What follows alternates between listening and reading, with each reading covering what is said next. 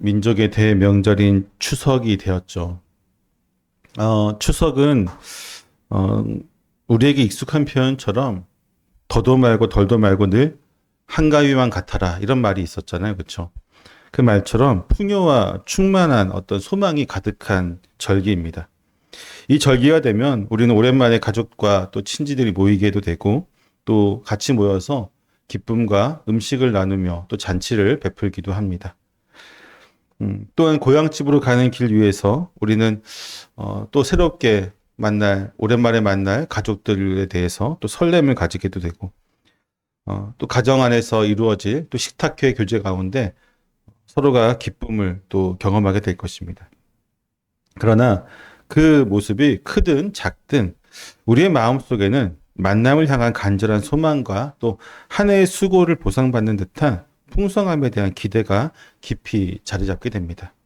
한 해의 땀과 수고를 보상하듯 정성껏 빚어낸 우리의 음식과 또한 송편과 산의 진미가 가득한 차례상 앞에서 풍요로움과 생명이 흘러넘치게 되는 것이죠.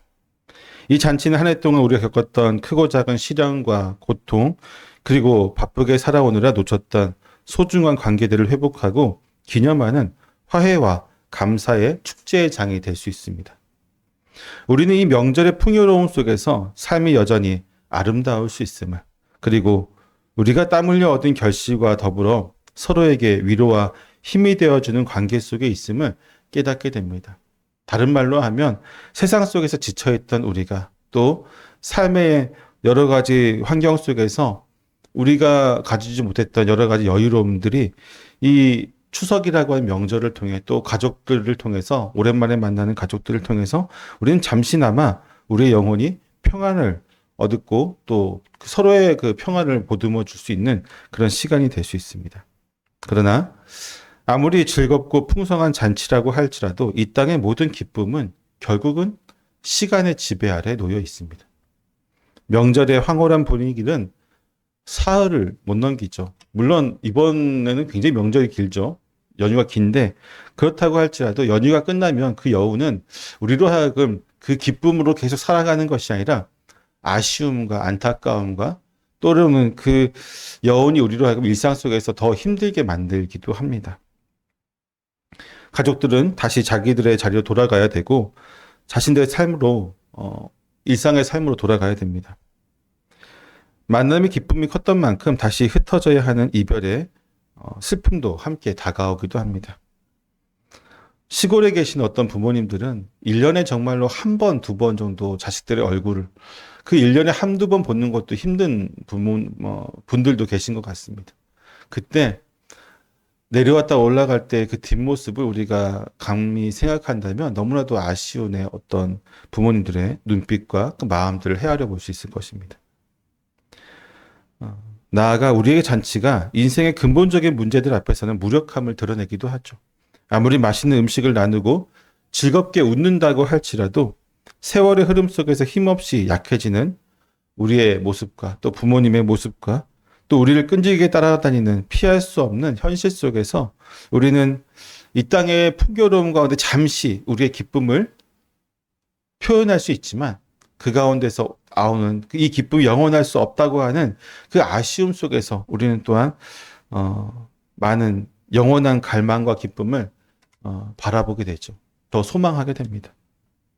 우리의 영혼은 잠시의 위로만을 제공하고 이내 흩어지는 잔치 또는 슬픔과 죽음의 문제를 해결하지 못하는 잔치에 온전히 만족하지 못합니다. 왜냐하면 우리의 영혼에 깊숙하게 자리 잡혀 있는 그 우리의 어떤 본능은 뭐냐면요. 영원한 생명이기 때문입니다. 에덴 동산에서 하나님이 아담과 하와에게 약속하셨던 그 영원한 생명이 그리고 영원한 기쁨과 행복이 우리 안에 깊이 내재되어 있기 때문에 우리는 이 땅에서 아무리 즐거운 만찬에 참여한다고 할지라도 아무리 나를 사랑하는 수많은 사람들을 만난다고 할지라도 그 영혼의 만족감을 온전히 채울 수는 없죠. 바로 이 유한한 잔치와 영원한 갈망의 기로에서 우리 오늘 본문 말씀 즉 이사야 선지자의 웅장한 선포에 주목해야 합니다. 이사야 선지자는 이 땅의 어떤 명절의 풍요로움이나 즐거움과는 비교할 수 없는 궁극적인 잔치를 우리에게 예고하고 있습니다.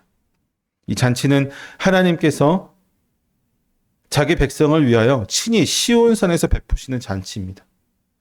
기름진 것과 오래 저장했던 맑은 포도주가 가득한 잔치입니다. 그러나 이 잔치의 가장 놀라운 특징은 그 풍성함에 있는 것이 아닙니다. 이사야는 이 잔치에서 하나님께서 사망을 영원히 멸하시겠다. 모든 얼굴에서 눈물을 다 씻어 주실 것이라고 선포하고 있습니다. 즉, 이 잔치는 우리의 슬픔과 이별의 눈물을 멈추게 하고 우리의 유한한 그리고 근본적인 갈망의 원인이 되었던 죽음의 그 자체를 완전히 다 멸하실 것이라고 하는 영원한 구원의 축제에 대해서 선포하고 있는 것입니다. 성도 여러분, 이번 추석에 우리는 잠시 모여서 기쁨을 나누는 자리에 멈추지 않고 가족 모두가 함께 이 영원한 하나님의 축제에 대한 소망을 나누는 기쁨의 자리가 되기를 소망합니다. 그러기 위해서 오늘 본문 말씀을 좀 더 깊이 들어가기를 원합니다. 우리가 이 땅의 유한한 명절과의 기쁨과 끝나지 않는 갈망을 마음에 품고 있을 때에 이사야 선지자는 이 모든 갈망을 근원적으로 해결하는 하나님의 약속에 대해서 선포합니다. 우리 같이 한번 8절 말씀, 6절 말씀 같이 한번 읽어보겠습니다. 시작. 이 산에서 만민을 위하여 기름진 것과 포도주로 연회를 베푸시리니 가득한 기름진 것과 오래 저장하였던 맑은 포도주로 하실 것이며 아멘. 이 잔치에 대해서 가장 먼저 우리가 주목해야 될 것은 이 잔치를 베푸시는 분이 바로 만군의 여호와라는 거 하는 것이죠. 우리가 인간적인 잔치를 베푸는 많은 사람들이 있습니다. 저도 잔치를 베풀기도 하고 누군가가 잔치를 베푸는 곳에 참여하기도 하는데 우리가 인간적으로 누가 잔치를 베푼다 할 때에 기대하는 게 있잖아요. 그렇죠? 무슨 얘기냐면 누가 잔치를 베푸느냐에 따라서 그 기대치가 다르게 돼요. 옆집에 누가 내가 잘 알고 있는 그냥 누군가가 잔치하자 그러면은 그래 가서 그냥 간단하게 뭐 식사 함께 하고 오겠지 하는 이 정도 마음으로 가게 된다면 마을의 유지라든지 아니면 뭐 대기업의 어떤 회장이 초청을 해서 내가 잔치를 베풀겠다 한다면 우리는 기대감을 품고 가게 됩니다.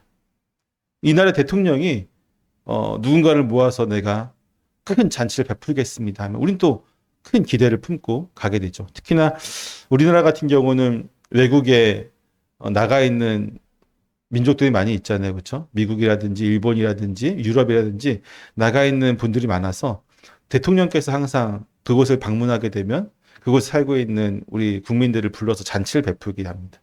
그때 정말 기쁜 마음으로 달려가게 됩니다. 이처럼 누가 잔치의 주체자가 되느냐에 따라서 우리는 그 기대치가 많이 틀린데 오늘 이사야가 예고하고 있는 이 잔치의 주체자는 바로 여호와, 그냥 여호와도 아니라 지금 이사야는 뭐라고 얘기하냐면 만군의 여호와라고 호칭하고 있어요. 이 만군의 여호와라고 하는 말은 하늘의 모든 권세와 군대를 다 통솔하시면서 역사를 주관하시고 그분의 백성을 구원하시고 보호하시는 전능하신 하나님이시다.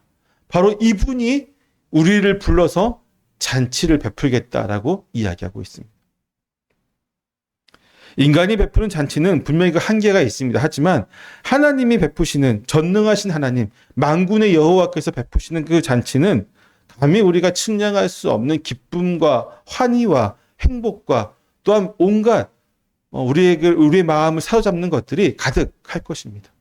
감히 우리가 측량할 수 없는 것들로 가득 채워진 것이 바로 만군의 여호와께서 베푸시는 잔치일 것입니다.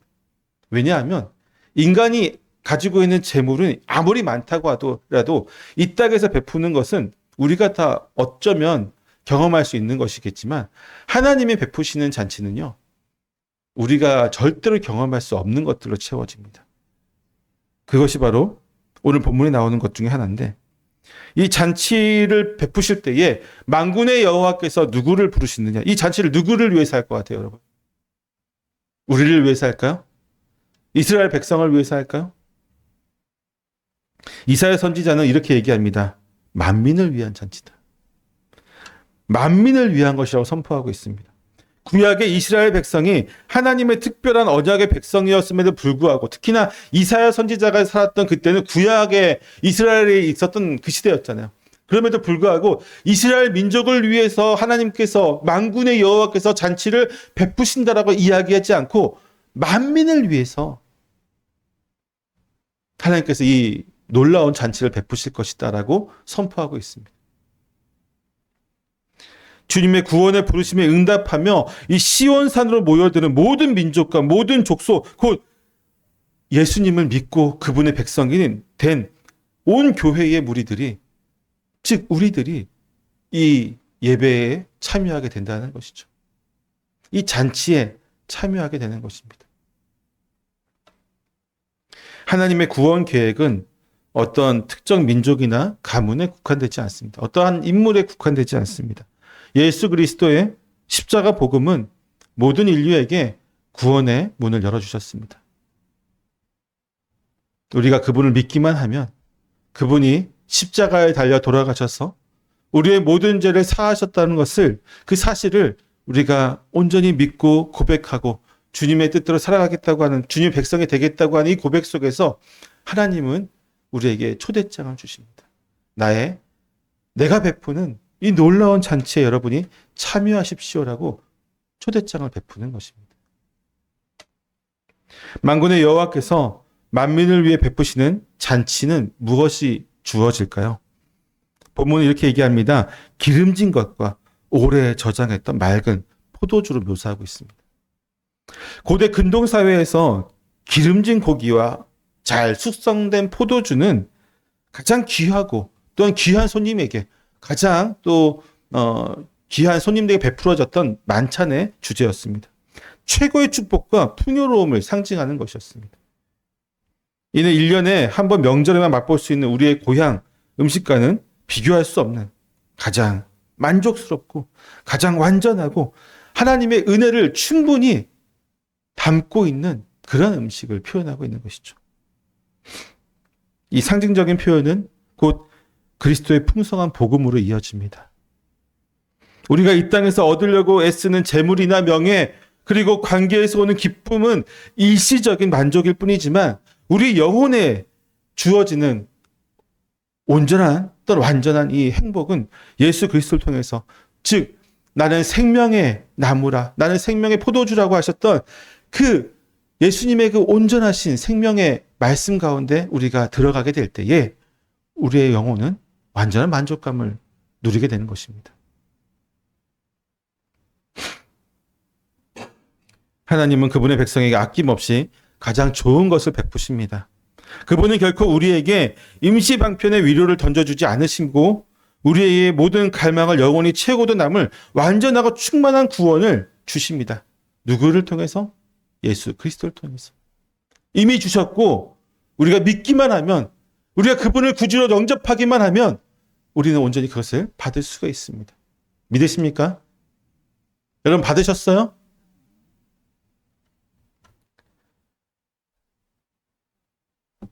만군의 여호와께서 베푸시는 잔치의 풍성함과 그 은혜를 살펴보았는데, 그러나 이 잔치가 우리 인간의 모든 갈망을 근원적으로 해결하는 진정한 축제의 이유는요, 그 식탁에 놓인 음식의 질 때문이 아니라 그 잔치의 핵심이 바로 하나님께서 모든 인류를 위해서 가장 끔찍한 비극을 제거해 주시는 구원의 역사이기 때문입니다. 7절과 8절에서 하나님께서 이 잔치에 참여하는 자들에게 베푸실 놀라운 은혜에 대해서 설명하고 있습니다. 한번 읽어보겠습니다. 7절과 8절입니다. 시작. 또 이 산에서 모든 민족의 얼굴을 가린 가리개와 열방 위에 덮인 덮개를 제하시며 사망을 영원히 멸하실 것이라.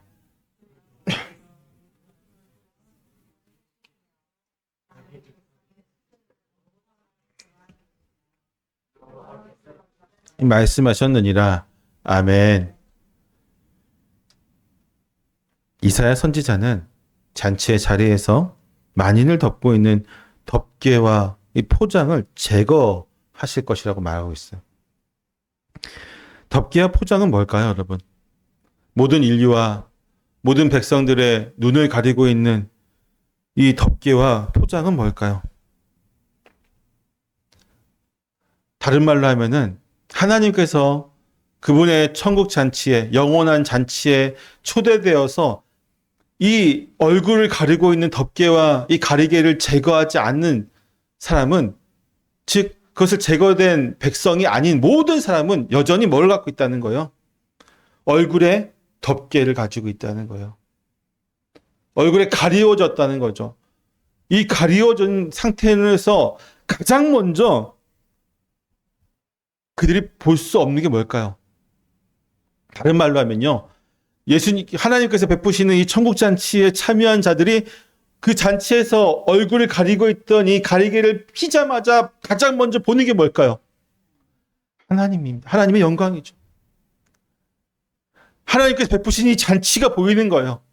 아, 여기에 얼마나 아름다운 것들이 있는지, 하나님께서 우리를 위해서 베푸시고 준비하신 이 놀라운 음식들이 이것이 덮개가 있는 상태에서 보이지가 않는 거죠.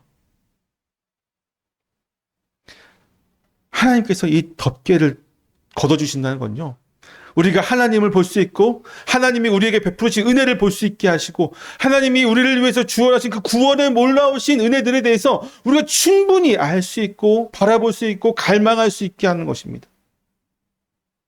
반대로 얘기하자면 이 덮개가 벗겨지지 않는 사람들은 하나님을 볼 수 없죠.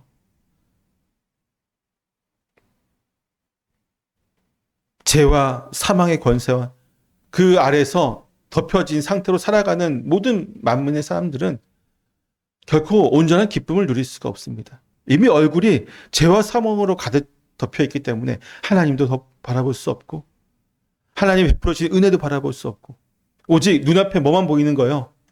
죄와 사망이라고 하는 그 아득하고 암흑적인 그 끔찍한 것들만 덮고 있기 때문에 그것만을 바라볼 수밖에 없죠.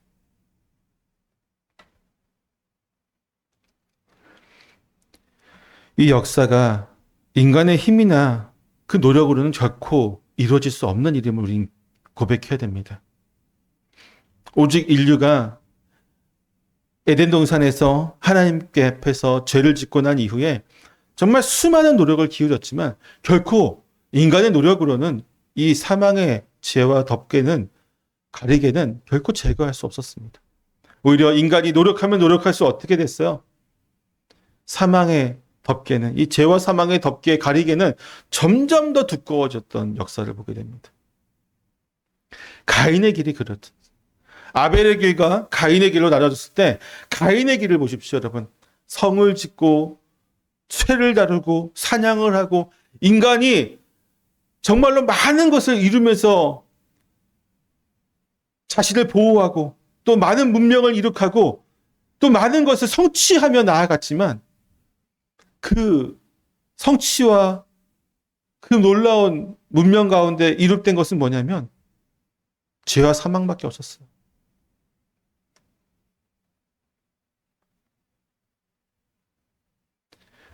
오직 하나님이 주권적이고 그분의 선택하신 백성 또 주님께서 이루시는 그 구원의 역사 가운데서만 이 사망의 덮개와 이 사망과 죄의 가리개와 덮개가 벗겨질 수가 있습니다. 우리 주 예수 그리스도께서 십자가의 부활을 통해서 우리의 모든 사망을, 우리의 죄를 다 용서해 주시고 사하해 주시지 않고서는 결코 우리는 그분 앞에 나아갈 수 없고 그 천국의 놀라운 은혜의 자리로 그것을 이미 베풀어졌음에도 불구하고 바라볼 수조차가 없는 거예요. 바라볼 수조차. 이것만 떼면 바로 우리 앞에 놓여져 있는데 그것을 못 보는 것이죠. 사망의 멸망은 곧 모든 눈물의 종결로 이어집니다. 8절에 이렇게 얘기하죠.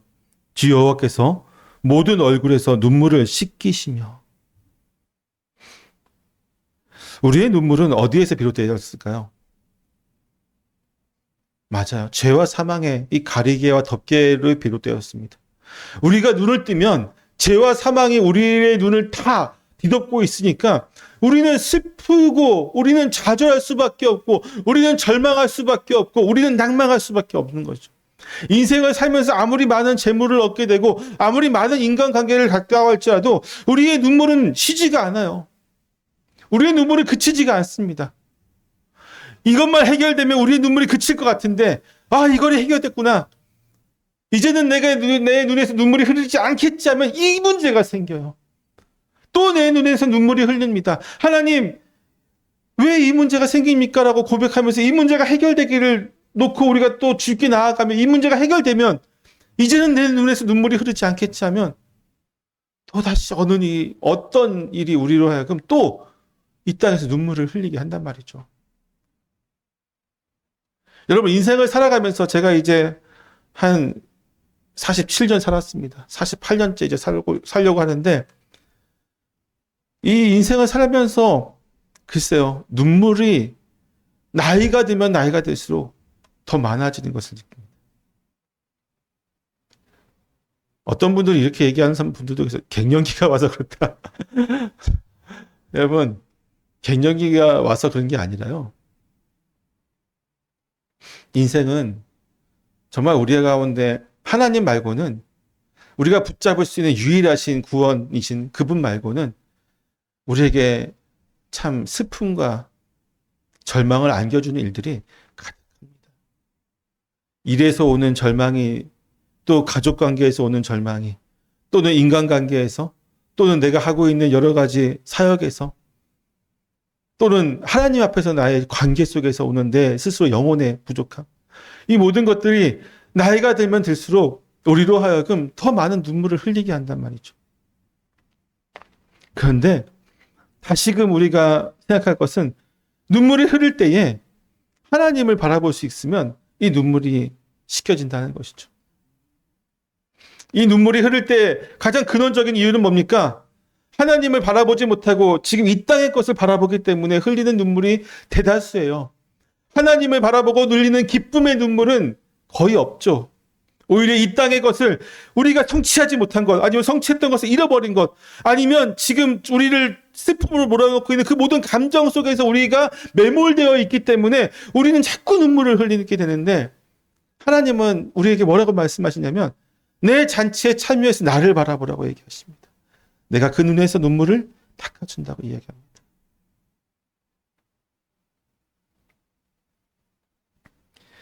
사랑하는 성도 여러분,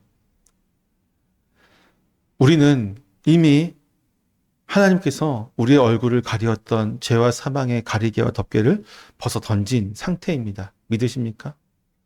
그렇다면 우리가 눈물을 흘리고 있는 이유는 하나예요. 우리의 시선이 하나님을 향해 있지 못하기 때문입니다. 자꾸 땅으로만 향해 있기 때문이에요. 가리워졌을 때에는 어디를 향하든지 다 사망과 죄와 사망의 가리개 안에서 있기 때문에 어디를 우리가 시선을 향해도 그것밖에 볼 수 없기 때문에 여전히 슬프고 눈물을 흘릴 수밖에 없지만, 이것이 벗겨진 상태에서 우리가 눈물을 흘린다면 우리가 고개를 하나님을 향하지 못하고 있기 때문입니다.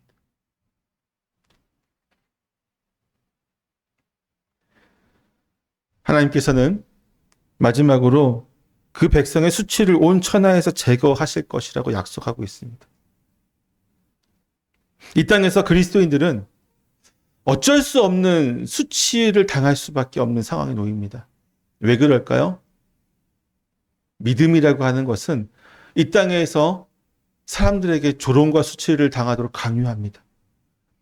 하나님, 우리의 눈을 가렸던 이 사망의, 죄와 사망의 이 가리개를 벗겨서 우리는 이제 하나님을 바라볼 수 있고 천국의 은혜와 하나님 베풀으신 모든 잔치들을 만끽할 수 있는데 왜 세상 사람들로부터 조롱을 받습니까?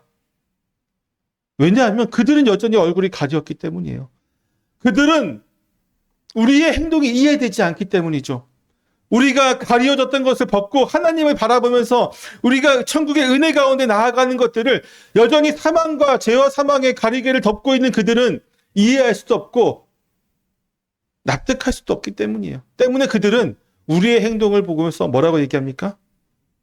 조롱하는 거죠. 어리석다고 조롱합니다. 때문에 우리는 어쩔 수 없이 특히나 세상과 타협하지 않고 저 얼굴이 가리워진 그들과 융합해서 함께 뒤섞여서 살아가지 않고자 하는 믿음의 백성들, 즉 세상과 구별되는 거룩한 길을 가고자 하는 백성들은 당연하게 수치를 당하게 되고 멸시를 당하게 되고 그들로부터 배척을 당하게 됩니다. 그런데 하나님은 이것을 다 씻어주실 것이라고 이야기합니다.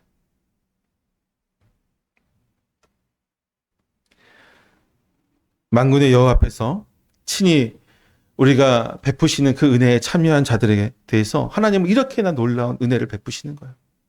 믿으십니까? 그렇다면 우리는 어떻게 해야 될까요? 감사합니다 하고 그냥 다 받기만 하면 될까요? 구절을 한번 같이 읽어보겠습니다. 시작.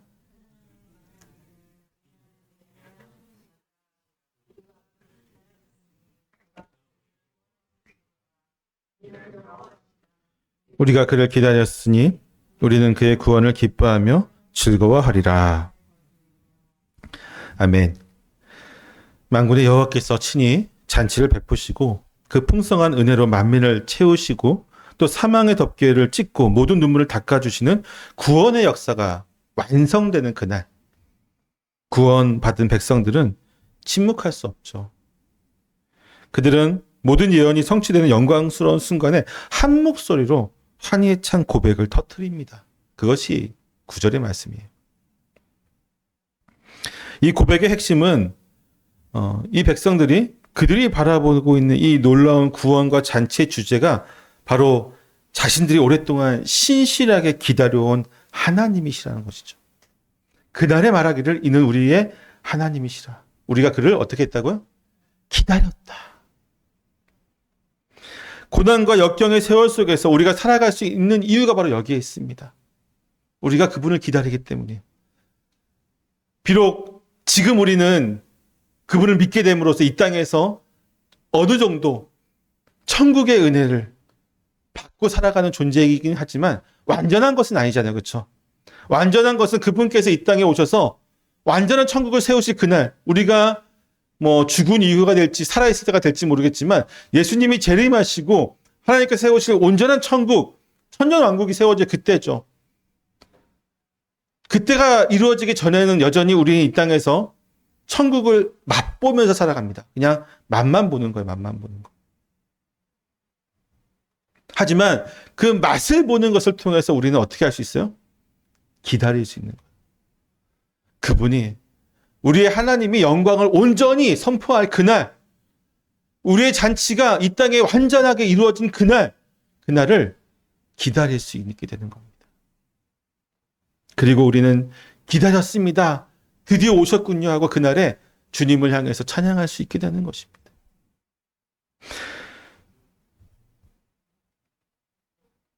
그분의 언약이 반드시 이루어질 것이라는 확신을 가지고 우리 살아갈 수 있게 되는 것이죠. 그 기다림은 때문에 고통스럽기보다는 즐거움의 기다림이 될 수 있습니다. 로마서 5장에 보면요. 인내는 무엇을 품게 된다고 하죠? 소망을 품게 하다죠. 연단을 통해서 소망을 품게 하는데 결국 우리가 이 땅에서 소망을 품게 되는 그 근본적인 이유는 하나님께서 우리에게 주신 그 확신이 있기 때문이에요. 확신이 없이는 믿음을 소유할 수 없고 확신이 없이는 이 고통을 이겨낼 수 없고 확신이 없이는 기다릴 수 없습니다. 우리가 하나님의 백성으로서 이 땅에 살아가는 동안에 여러 가지 눈물을 흘릴 많은 일들이 있음에도 불구하고 그 눈물을 닦아내며 인내하고 고통 가운데 기다리는 이유는, 궁극적인 이유는 단 하나, 그분이 주신 소망이 확실하기 때문이죠. 그 확실한 소망이 우리를 붙들고 있기 때문입니다. 사랑의 끈으로 우리를 동동 도염해서 주님께서 우리를 이끌어 가시기 때문입니다. 믿으십니까?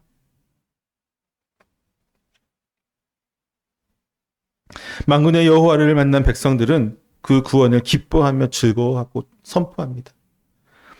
이 기쁨과 즐거움은 여러분 세상에 줄 수 있는 것과 감히 비교할 수 없는 것입니다.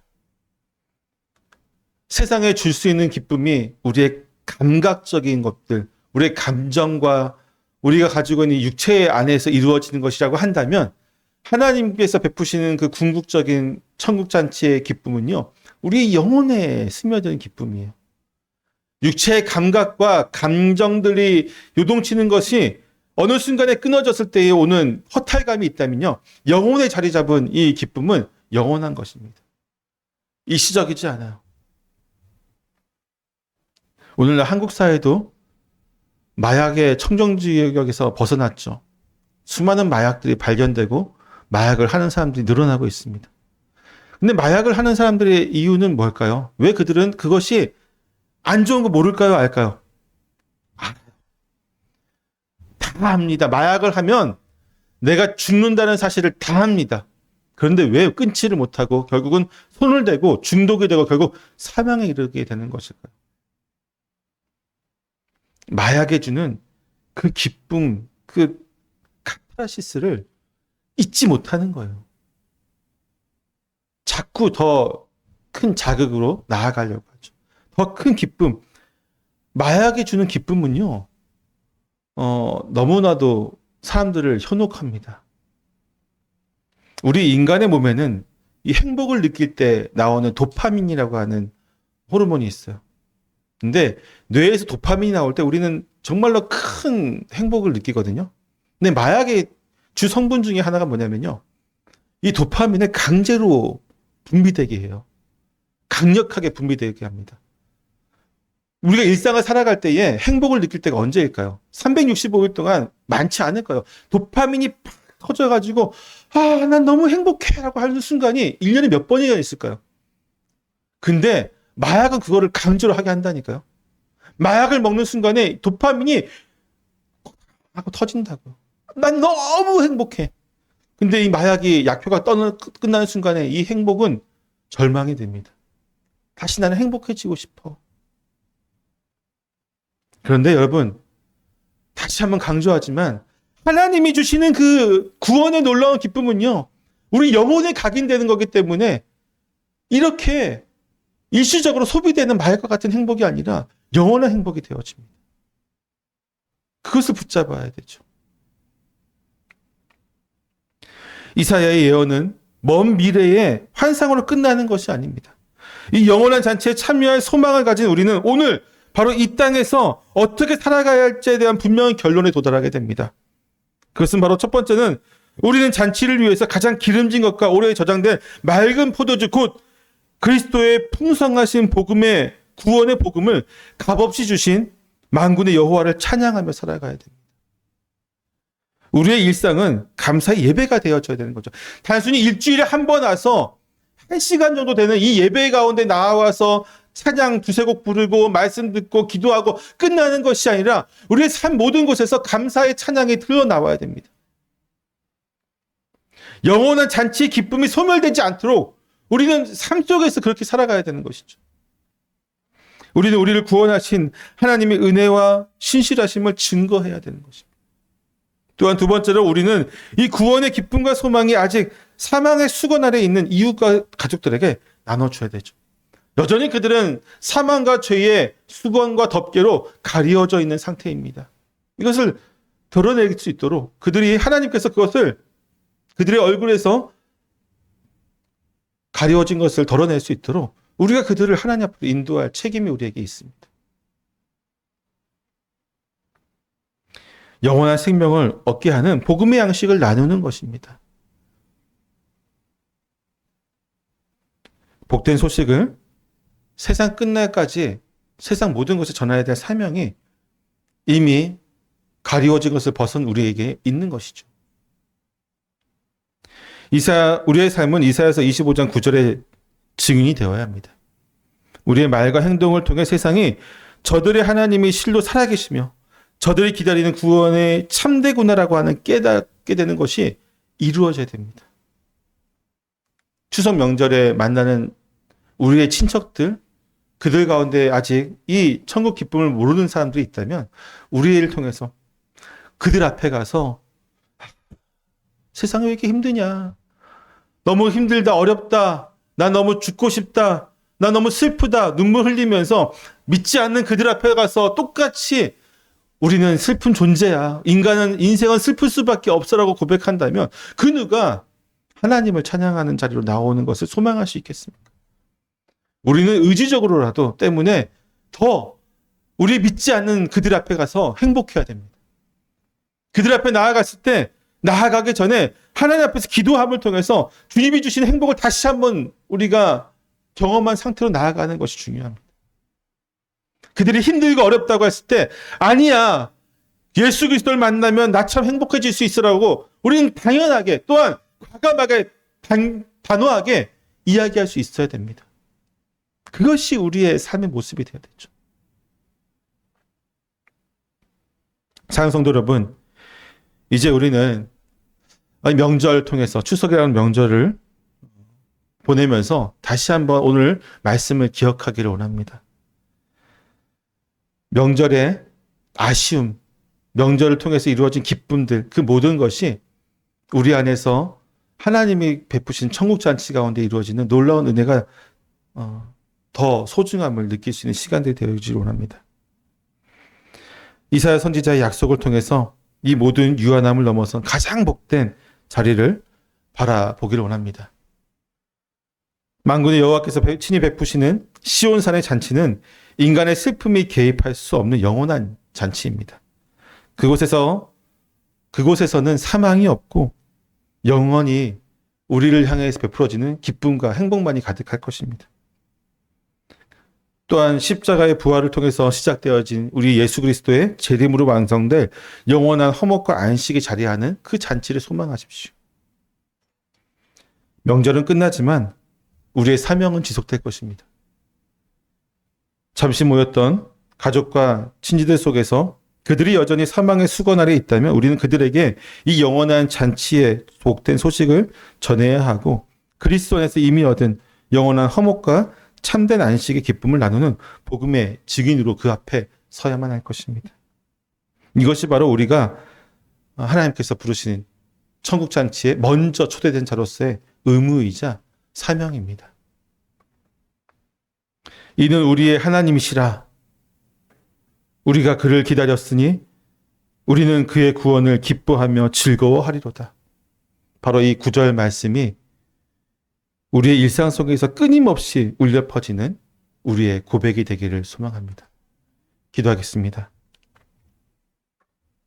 할렐루야 주님, 주와